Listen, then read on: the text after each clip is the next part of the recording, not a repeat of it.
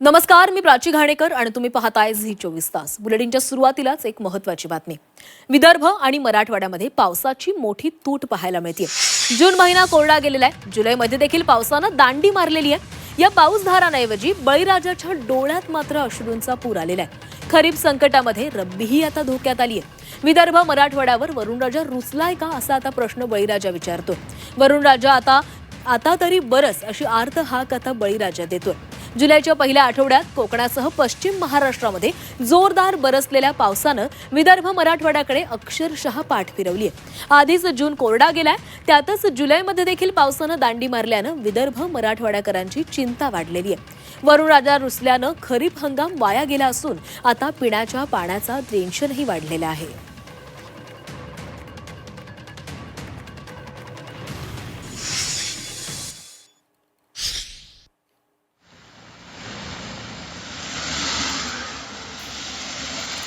तर मुंबईसह कोकणामध्ये धोधो पाऊस बरसलेला होता. मात्र विदर्भ आणि मराठवाडा मात्र यावेळी कोरडा ठाक पडला होता.